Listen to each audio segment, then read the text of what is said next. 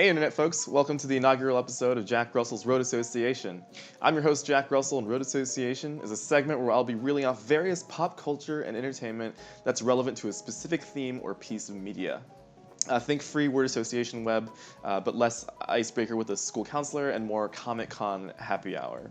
I'm hosting solo this time around because one of my co-hosts fled the country due to repeat loitering charges at an Auntie Anne's Pretzels, and the other told me he had to stay home and get his pet lizard's prolapse situation under control. For this week's show, I'm going to touch on movies, TV, and games that you'll want to check out if you have any interest in the post-apocalypse genre.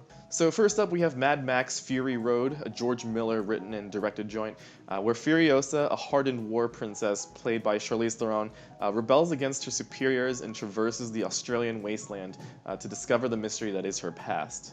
It's a reimagining of the 1979 Mel Gibson classic, but with less Thunderdomes and more fire-spitting guitars.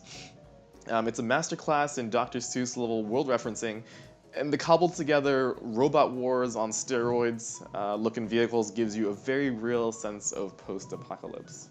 Contrary to popular belief, Max isn't actually the true protagonist, even though the story is told through his perspective. It's a device called the non-point of view protagonist, used similarly in the novelization of Sherlock Holmes, where the narrative unfolds through Watson's lens, giving the viewer a vicarious, fish-out-of-water feeling, but the stories are ultimately moving based on Sherlock Holmes' actions.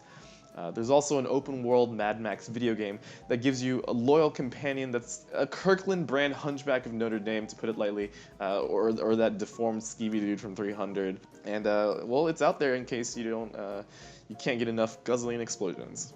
Next up, we have Children of Men, the film set in the year 2027, written and directed by Alfonso Cuarón.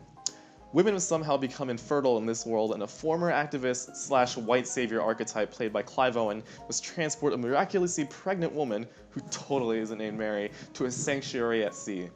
He also has to hotwire a car while it's rolling down a hill to save his life, which is probably media's only portrayal of what a Pinewood Derby race would look like if all of the Boy Scouts and their Scoutmasters were entered into the Hunger Games. Anyways, Children of Men might be considered more dystopic than post-apocalyptic, however the terms aren't mutually exclusive and there is some overlap. It's dystopian in the sense that propaganda controls the media, and there's a if you see something, say something nature to how the resistance group is handled by society at large. It's Big Brother meets airport security, where a suspicious human will instantly be detained and subsequently unrecoverable due to organizational bureaucracy. And oh yeah, you'll definitely get it back in 5 to 10 business days, well beyond however long your trip lasted. And we're sorry, here's only a meal voucher for your trouble, you mouth breather.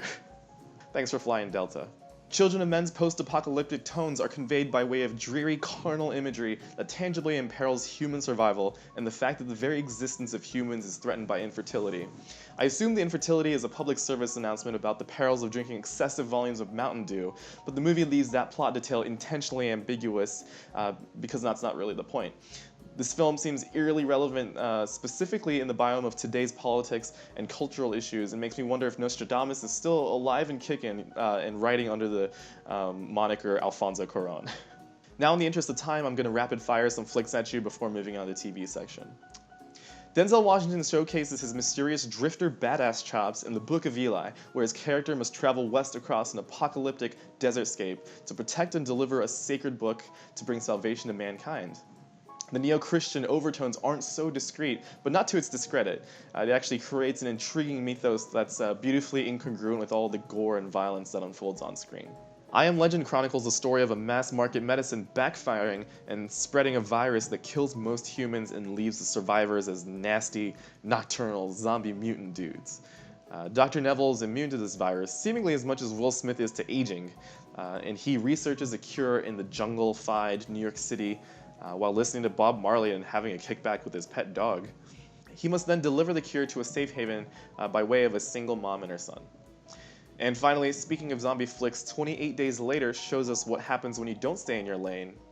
A PETA-like activist breaks into a science lab trying to free the lab monkeys when they were explicitly warned not to earlier in the film. The primate bites the fleeing renegade, giving them the T-virus, which basically enrages the host to the point of murderous violence. From there, it spreads like wildfire, and the world goes to hell in a handbasket.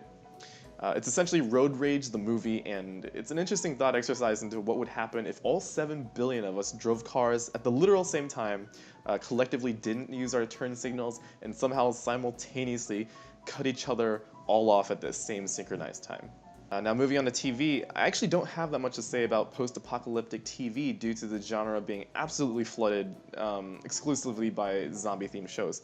It makes a ton of business sense due to the meteoric success of the first-to-market The Walking Dead series. However, the mimics out there are a dime a dozen, so I'll just give The Walking Dead an honorable mention and move on. The whole Walkers thing takes a backseat to the human drama and how humans treat each other during hard times, and the dual meaning of the title metaphorically refers more so to the survivors and the zombies, and it's good for a time, but I feel like it jumps the shark around season 6. But hey, if George Romero used zombies as a metaphor for vapid consumerism engendered by capitalism in a post-war America, milk it, AMC. So there are plenty of great games that deal with post-apocalyptic settings, but 3 definitive titles come to mind: Horizon Zero Dawn, Journey, and The Last of Us. Horizon Zero Dawn puts an interesting twist on the genre since it's actually post-apocalyptic, which means her society is at least 2 world-ending events removed from modern-day Earth. The story follows Aloy, a survivalist that excels at combat and tracking.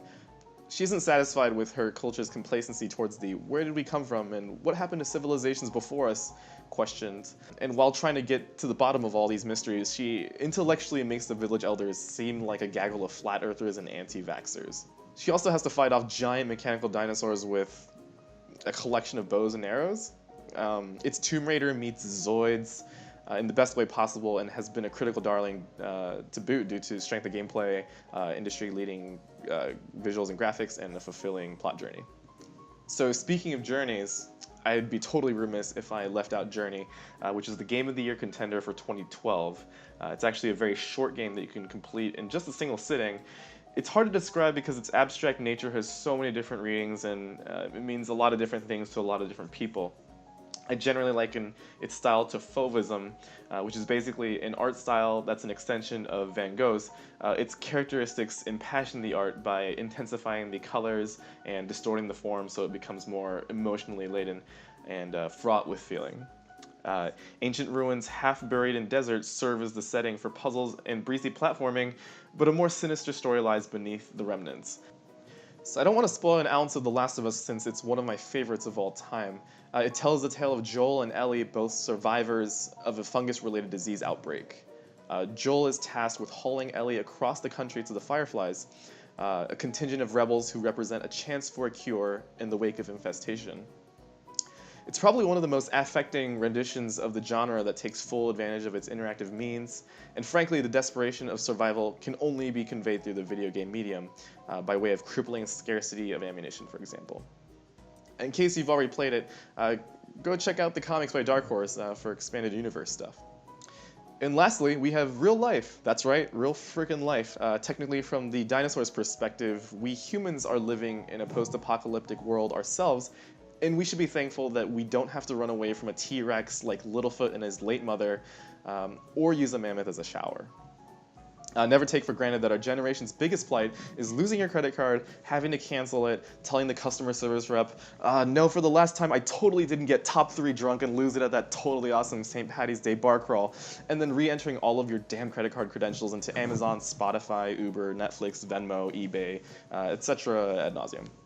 But seriously, the post-apocalypse is really dark stuff, but life doesn't necessarily have to be. So go out and enjoy it. Go outside, eat a calzone, see a Star Wars, play a harmonica, go to Canada. They pour gravy on their french fries, I've heard. Canada. And like the world and everything you've ever known, all good things must come to an end, including this episode. So be sure to super subscribe, up like, side swipe, insta vote, mega comment, and whatever else you youths and hips do on the internet machine nowadays.